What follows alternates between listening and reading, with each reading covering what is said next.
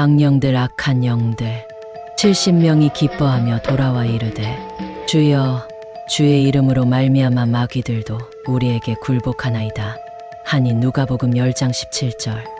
이 성경 말씀은 우리에게 인간의 승리의 역사에 대한 그림을 그려줍니다.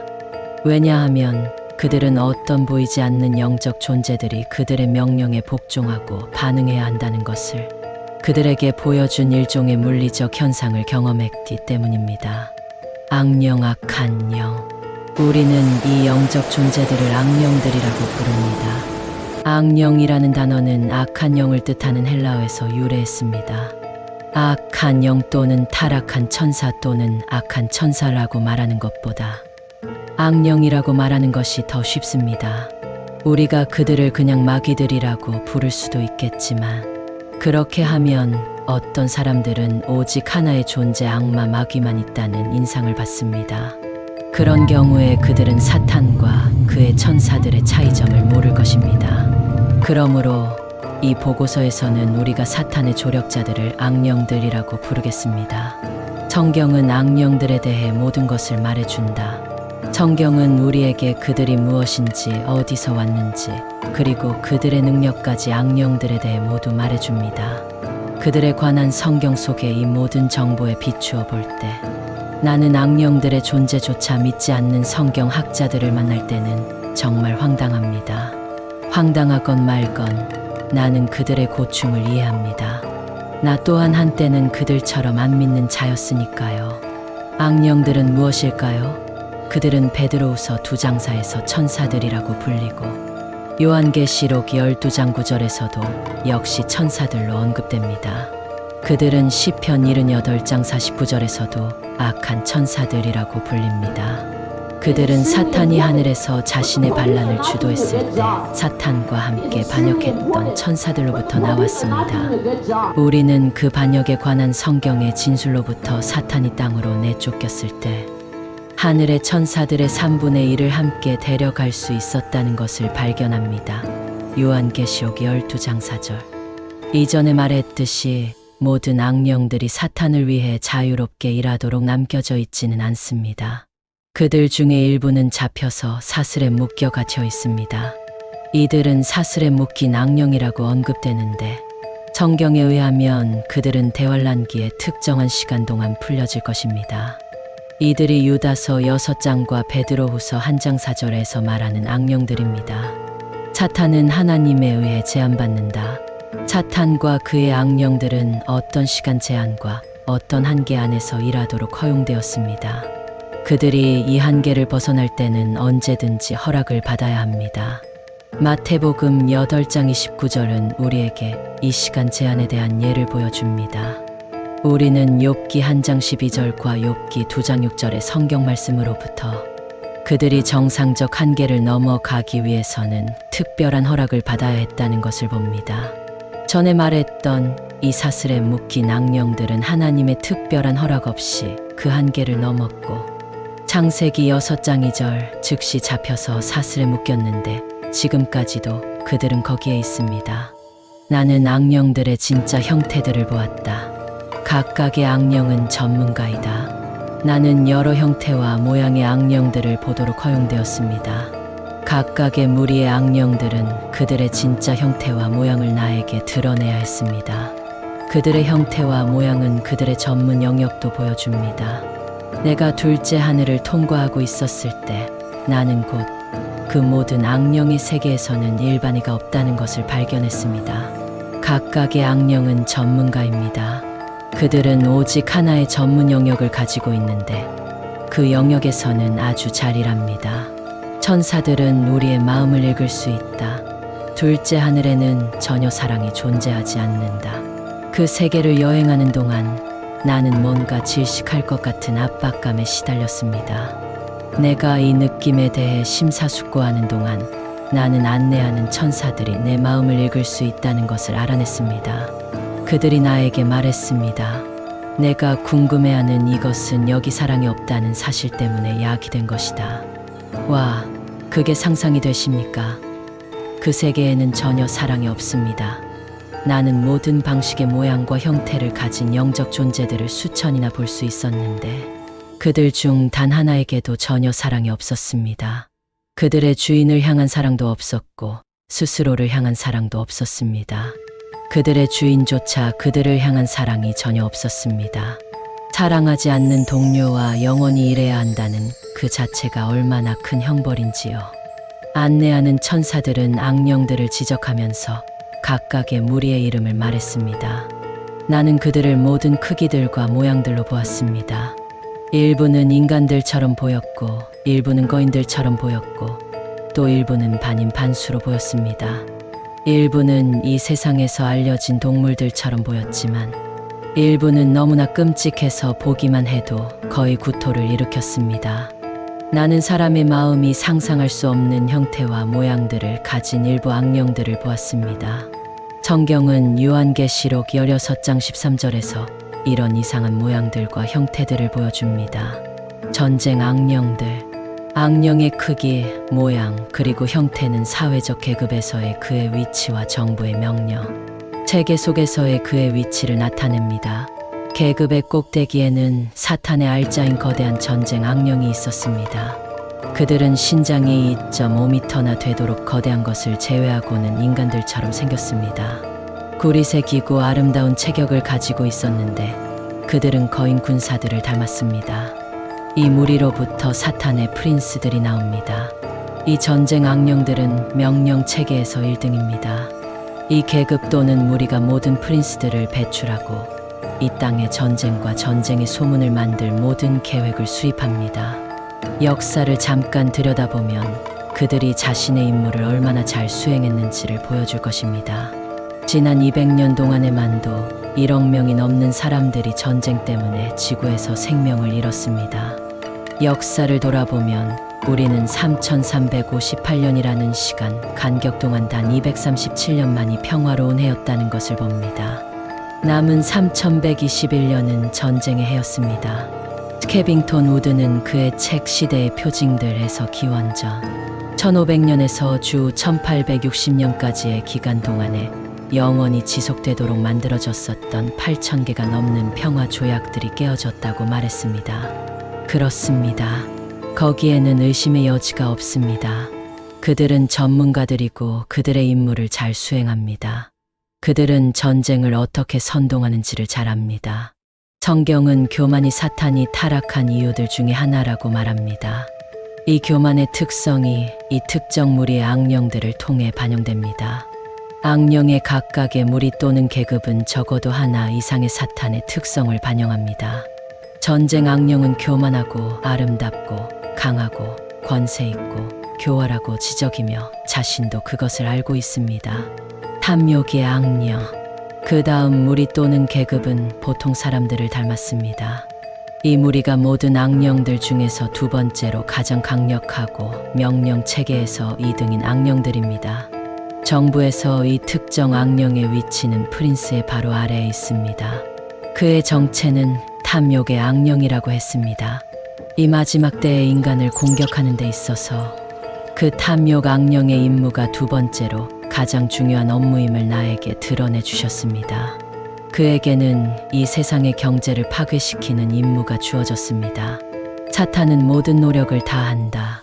과거 역사 속에서 악령들은 특정 목표 지역들로 파견되었습니다. 예를 들면 탐욕의 악령은 특정한 이 나라로 파견되었고 주술의 악령은 다른 특정 나라 또는 대륙으로 파견되었고 전쟁 악령은 또 다른 지역으로 파견되었습니다. 그러나 이제는 그렇지 않습니다. 역사상 처음으로 모든 악령들이 전 세계적으로 파견되었습니다. 사탄은 인류를 향한 이 마지막 대공격을 위해서 모든 노력을 다했습니다. 마지막 때에 대한 그의 계획이 이미 실행되고 있습니다. 오늘날은 세상 전체가 모든 전문 영역들에서 공격받고 있습니다. 이런 일들의 일부가 과거에는 한 나라에 국한되어 있었지만 이제는 더 이상 한 지역에 국한되어 있지 않습니다.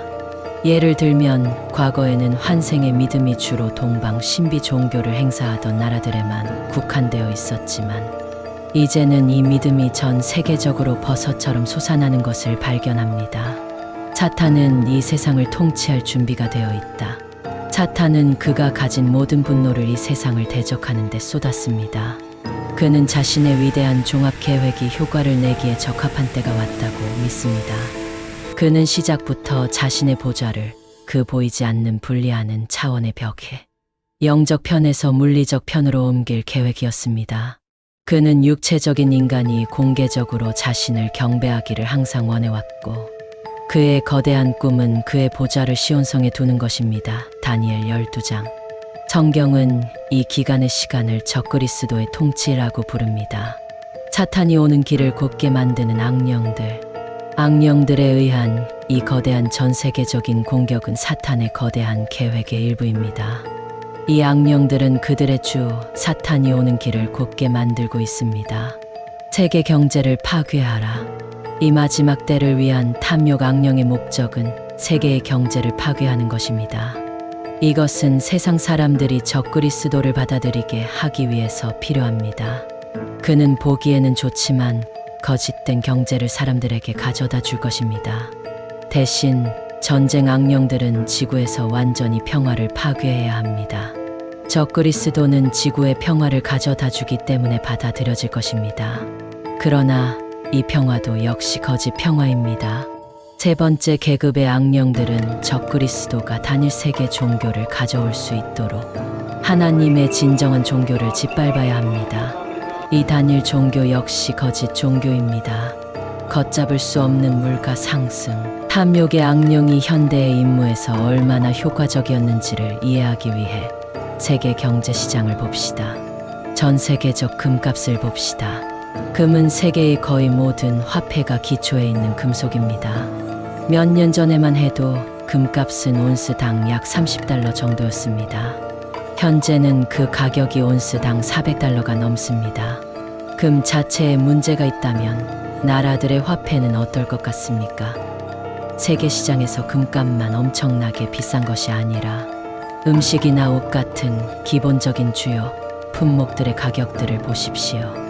이런 부분들에서 우리는 걷잡을 수 없는 세계적인 물가 상승을 봅니다.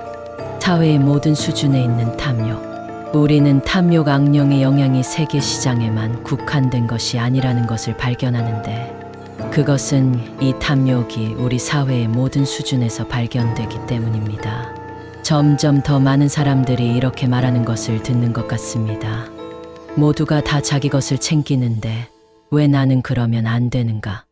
너무나 많은 사람들이 공개적으로 이런 태도를 보여서 그것에 대한 공개적 책망의 소리는 거의 듣지 못하는 수준까지 왔습니다. 이런 태도가 너무나 광범위하게 퍼져 있고 너무나 많은 지지를 받고 있어서 있다 해도 아주 적은 수의 교회들만이 그것을 책망하고 있습니다. 사실상 우리는 이런 탐욕의 근원인 그 악령들의 존재에 대해서 오늘날 우리 교회들에서 더욱 더 적게 가르치는 것을 발견하게 됩니다. 악마의 교리는 그들의 존재를 부인하는 것이다. 악마의 교리가 기독교 교회들에서 가르쳐진다. 이제 성령께서 분명히 말씀하시기를 마지막 때에 어떤 사람들이 믿음에서 떠나 유혹하는 영들과 마귀들의 교리에 주의를 기울이리라 하셨는데 이들은 위선으로 거짓말을 하며 자기 양심을 뜨거운 인두로 지진 자들이라. 디모데전서 4장 1절에서 2절 이 성경 9절은 마지막 때에 마귀들이 그들 자신의 교리를 가질 것이라는 것을 우리에게 말해줍니다. 그렇다면 그런 교리가 무엇일지에 대해서도 성경이 분명히 우리에게 말해주실 것입니다. 마귀들이 가르칠 것에 대한 증거가 다음 성경 9절에 나옵니다. 그분께서 그들의 생각을 아시고 그들에게 이르시되 스스로 분쟁하는 왕국마다 황폐하게 되며 스스로 분쟁하는 집은 무너지느니라. 너희가 말하기를 내가 바알세붑을 통해 마귀들을 내쫓는다고 하니 만일 사탄 또한 스스로 분쟁하면 어떻게 그의 왕국이 서겠느냐? 누가복음 11장 17절에서 18절 바로 이 성경 구절에서 마귀들이 무엇을 교리로 가르칠지가 분명합니다. 그들은 악령 같은 것은 존재하지 않는다고 가르칠 것입니다. 이 악령들이 그들의 교리를 어디에서 가르칠까요? 그들은 그것을 교회에서 기독교인들에게 가르칩니다. 그들은 이 악령들이 실제라는 것을 믿고 그런 존재들을 폭로할 잠재력이 있는 바로 그 사람들에게 그들의 교리를 가르치고 있습니다. 만일 사탄이 자신과 자신의 조력자들을 드러내려고 한다면 그의 집은 분쟁할 것입니다. 사탄과 그의 악령들의 중요성과 능력을 경시하는 것. 이 나라 전체의 모든 회중들과 교회들 속에서 우리는 악령들의 존재와 심지어 사탄의 존재까지도 폄하하는 설교자들을 많이 발견합니다. 그런데 사탄과 그의 악령들이 실제라는 것을 인정하면서도 그들의 중요성과 능력은 경시하는 사람들도 있습니다. 지역의 사역자들만 이렇게 하는 것이 아니라 많은 기독교 저자들도 자신의 책들을 통해 이렇게 하고 있습니다.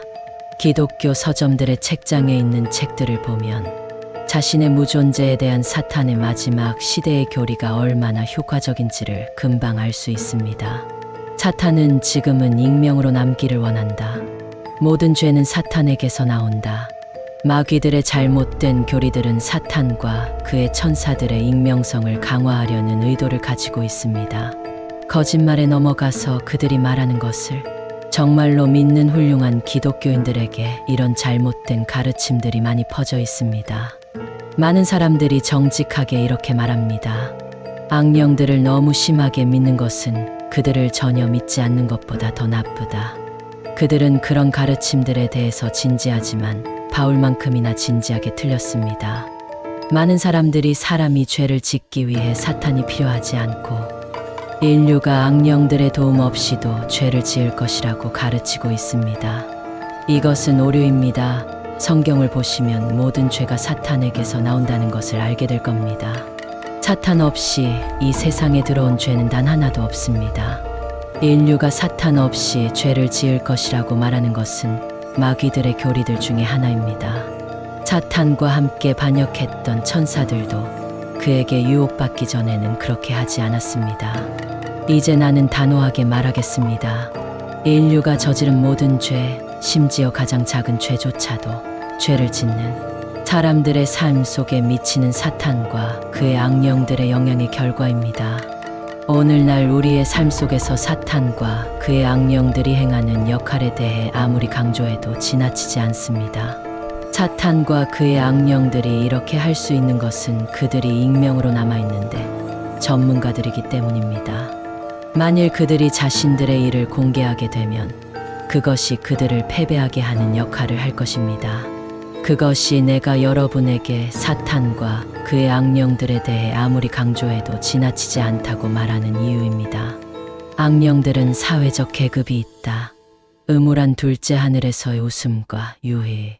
내가 둘째 하늘에서 안내받으면서 계속해서 둘러보는 동안 악령들의 사회적 계급과 분류는 더욱 분명해졌습니다.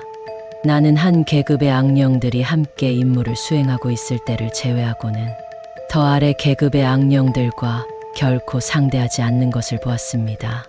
다른 계급의 악령들이 서로 접촉할 때는 그들이 인간들의 삶 속에서 같은 임무를 수행할 때뿐이었습니다. 파견된 악령들 중에서 둘째 하늘에서 휴식하고 있는 자들은 자기들끼리 사회 활동을 했습니다. 나는 웃음과 유의처럼 보이는 것이 사회 활동을 하고 있는 무리로부터 나오는 것을 보았습니다. 나는 웃음과 유의를 항상 행복과 사랑에 결부했었기 때문에 나에게는 이것이 이상했습니다. 천사들이 이미 나에게 그 세계에는 전혀 사랑이 없다고 알려줬었기 때문입니다. 명령 체계, 각각의 과제에 대한 명령 체계가 나에게 설명되었습니다. 각각의 과제에서 가장 높은 계급의 악령이 지휘를 합니다. 두 번째 높은 악령이 그 다음 서열이고 이렇게 계급을 따라 쭉 내려옵니다.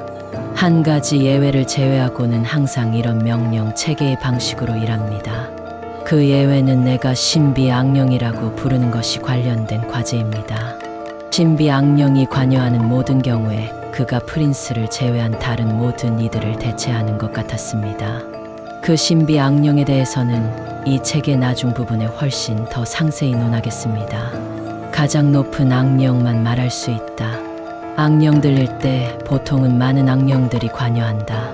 하나의 과제에 임하는 모든 악령들은 그 명령 체계를 알고 있으며 그것을 우회할 수 없습니다. 지휘하는 악령이 그 과제에 대해 말할 권위가 있는 유일한 자입니다.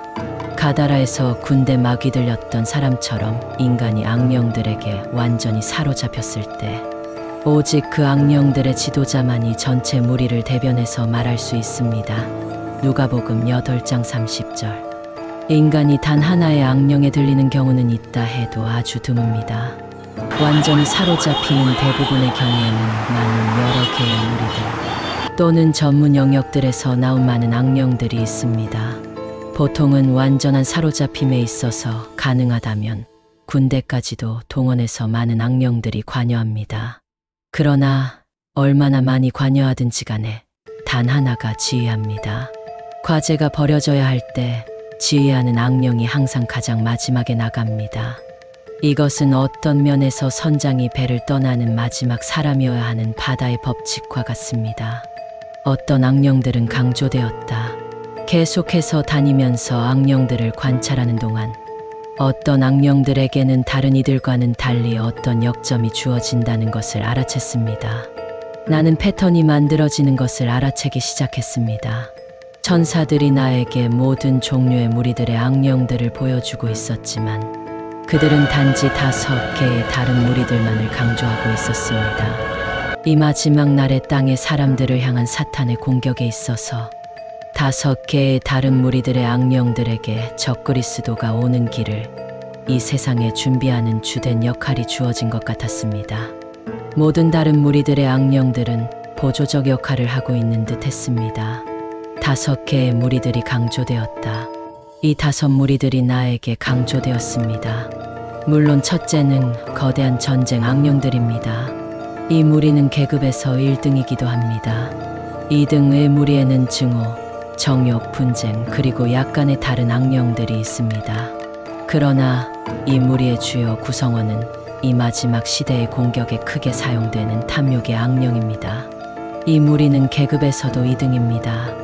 세 번째 무리는 주술, 거짓 종교, 자기 파괴, 공포, 마술, 마법, 비술, 초능력, 그리고 그와 관련된 심령적 현상 등 어둠의 마법의 영역에서 기술을 소유하고 있는 무리입니다. 이 무리에서 중요한 것은 강령술 죽은 자들과 대화하는 것의 악령입니다.